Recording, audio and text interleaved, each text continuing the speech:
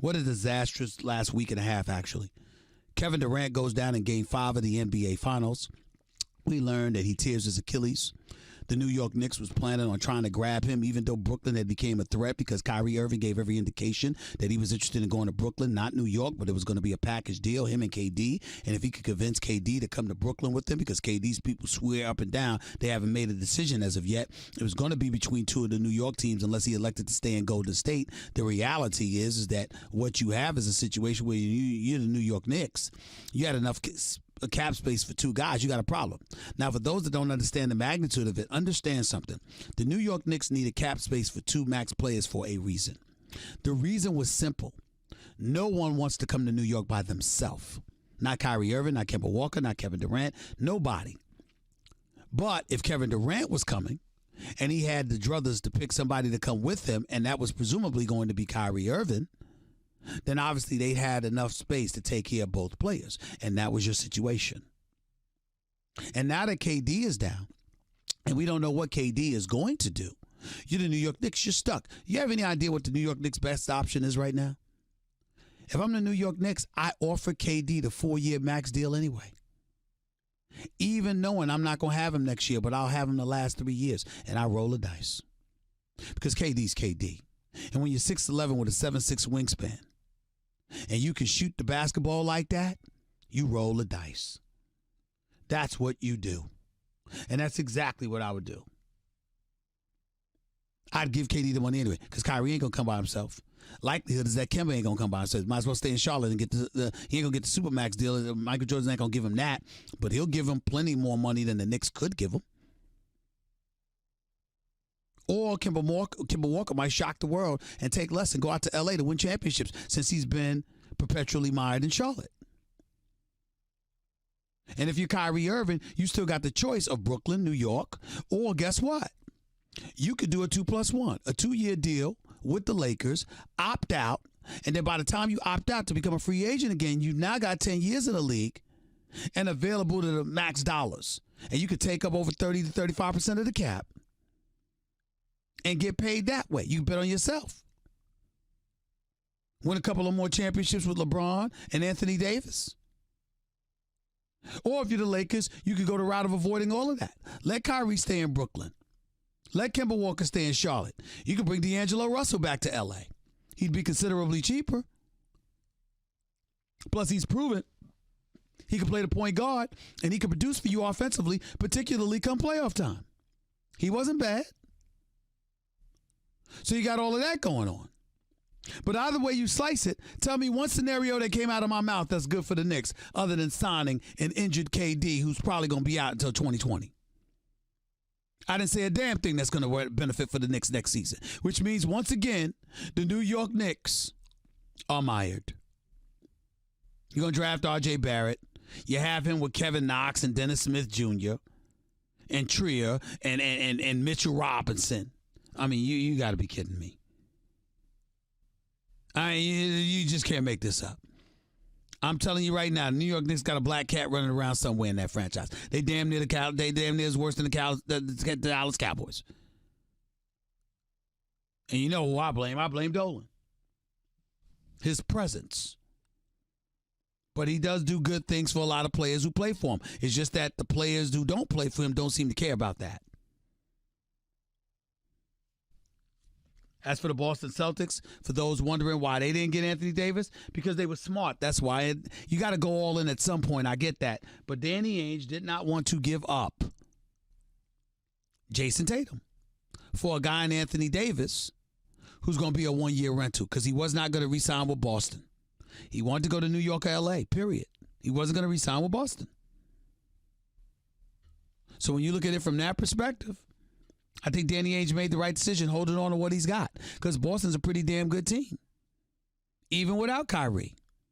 If Danny Ainge, remember, Terry Rozier is restricted free agent. If Danny Ainge loses Kyrie Irving, Terry Rozier isn't bad. Remember what he did in the backup role when Kyrie was out last year? He got the Celtics to the Eastern Conference Finals. Him, Jaylen Brown, Jason Tatum all played well together. And if Gordon Hayward could come back and look anything like he looked when he was in Utah, who knows what you could do? Paying attention to all of that. 888-SAY-ESPN. It's 888-729-3776. Let's go to the phones. Let's go to Chris. You're live with Stephen A. Talk to me. Hey, Stephen A. Happy Monday. Good talking to you. Glad you're here in L.A. Hopefully we can still catch up one day. Yep. Real quick about this Anthony Davis-LeBron thing. It's not Anthony Davis, Stephen A., that I'm really worried about. It's more LeBron moving forward. Obviously, coming off the injury, he's a year older. I'm looking at the fact that is he going to be a better free throw shooting heading into next season? Is he going to be a liability? LeBron. Well, please, listen, do me a favor, Chris. I like you, man, but don't call up on my show up talking about LeBron and free throws. He's not going to get any worse than 66%. He's not going to get any worse. It was the worst of his career. That's not fair. He had 1 year where he was that bad. Usually, he's never been a great free throw shooter, but he's always been around 73%. This year, he was awful. I don't believe for 1 second he'll duplicate that feat. I don't believe it. Okay. All right. Only time will tell, Stephen. I hope you're right. I'm pulling for my Lakers. I'm just saying, if we're going to sit up there, if you're going to stay on hold and call into the show for a segment where involving LeBron James, I think there's a lot more to talk about than his free throws. That's all I'm trying to say. Absolutely, Stephen. Go ahead. Just one thing on this point. Absolutely, one thing. But defensively, is he going to be better defensively? Or is he going to look for Davis to cover up a lot of flaws that our team is going to have defensively? On top of that, who wouldn't look for Davis to cover up? Who wouldn't look for Davis to cover up a lot? He has the capability. I mean, he basically wipes away your interior. Of course. I got that, Stephen A. But you got to keep in mind, we lost so much versatility on the perimeter. It's scary, and I don't know if we're going to do enough to cover to first What's of all, your versatility on the perimeter that you lost defensively? I'm just talking about in general. That's offensively or defensively. Guys, but they weren't playing together. They weren't playing together, and they weren't playing well. So what did you lose? You could give me bodies, but I'm talking about in terms of production or lack thereof. What did they do defensively that turned you on? Nothing turned me on about the Lakers defensively. So what am I losing if I got their record to base it off of? And by their record, I mean their performance, not necessarily their wins and losses. But clearly, they weren't that great defensively. Well, our entire team wasn't great, Stephen A. But you can if you watch basketball, which I know you do every single day. You can watch guys who are giving multiple efforts, and the guys are going out there playing hard, doing their job. Number one, you need guys who's going to go out there and it may not touch the ball. So what are you saying, Chris? What would you have preferred? If you were the Lakers, would you have done this deal? Honestly, Stephen A., I wouldn't have gave up that much. No, I wouldn't have. Oh, please. Honestly. Chris, have a nice day, man. Have a nice day. You got to be crazy. You got to be crazy. 2 late first-round picks, Brandon Ingram with a blood clot, and Alonzo Ball that can't shoot yet. I like Josh Hart, but come on. Anthony Davis? What do you think he would have taken to get Anthony Davis? Why do you think that he didn't end up in Boston? Why do you think that Danny Ainge didn't want to give up Tatum? Because New Orleans asked. Why did they ask? Because he's 26 years old in all world.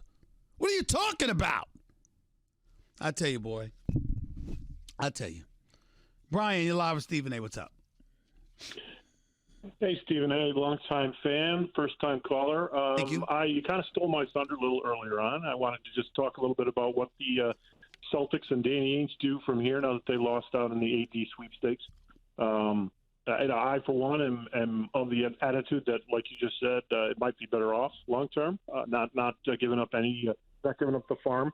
But I'm not really sure where they go from here. The owner seems to think they're going to be really aggressive in the offseason, and I'm just trying to see where those pieces sit. So I'd love to hear your opinion. Well, first of all, what did they do without Kyrie Irving the year before last? So guess what? Worst case scenario is you make a go at it again. That's what you do.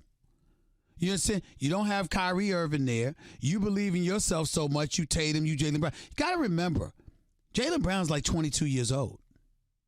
Jason Tatum's like 20 years old. Even if you don't win a championship, if you're Boston, what's the crime? If you continue to grow and mature and you build around those cornerstones, what's the crime? It's not like they're gonna miss the playoffs. It's not like they're gonna fall off the map and be sorry. What's the crime?